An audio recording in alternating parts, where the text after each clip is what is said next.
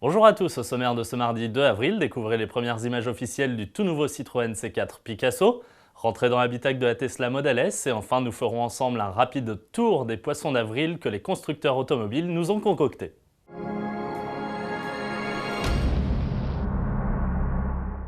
Mais commençons sans plus attendre par Citroën qui nous révèle enfin les images de son nouveau monospace compact préfiguré par le concept Technospace du dernier Salon de Genève. Et contre toute attente, il se nommera bien C4 Picasso, perdant l'appellation du prototype, mais pas ses traits esthétiques puisqu'il sera identique.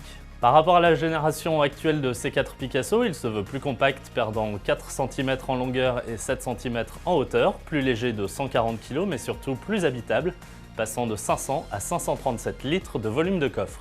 A l'intérieur, la marque Chevron a souhaité créer un habitacle façon loft, alliant une ambiance à la fois épurée et lumineuse, faisant la part belle à la technologie. A commencer par l'écran panoramique de 12 pouces haute définition affichant les informations de conduite comme le GPS, associé à un écran tactile de 7 pouces sur la console centrale commandant les fonctions du véhicule. Les motorisations annoncées pour le lancement vont de 90 à 115 chevaux en diesel et de 120 à 156 chevaux en essence. Notez enfin que sa commercialisation interviendra dès juin 2013. On change totalement de véhicule mais pas complètement d'ambiance avec la Tesla Model S, cette puissante berline 100% électrique dont l'habitacle se veut aussi particulièrement technologique, notamment grâce au choix audacieux de la marque américaine de dire adieu au bouton au profit d'un gigantesque écran tactile de 17 pouces, le plus grand de la production actuelle automobile.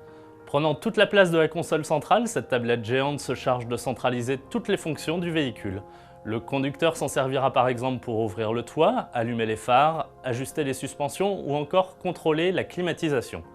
Les fonctions multimédia telles que la radio, la navigation, l'accès Internet ou encore la caméra de recul seront quant à elles bien sûr incluses.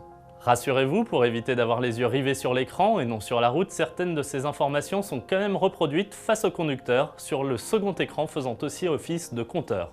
Des technologies qui sont de plus en plus présentes dans nos véhicules et que certains constructeurs, pourtant portés dessus, n'ont pas hésité à moquer hier à l'occasion du 1er avril. À l'instar de Honda qui promet d'intégrer dès 2014 dans ses véhicules le Honda Air, un système alliant tondeuse à cheveux et aspirateur pour ne plus perdre de temps à aller chez le coiffeur. Volkswagen de son côté a préféré proposer un véhicule aux antipodes de son image de marque, la supercar Levanto, une sportive TDI hybride. BMW n'a pas non plus manqué d'humour en proposant une poussette royale au faux air de M6 pour le premier enfant de Kate Middleton et du prince William.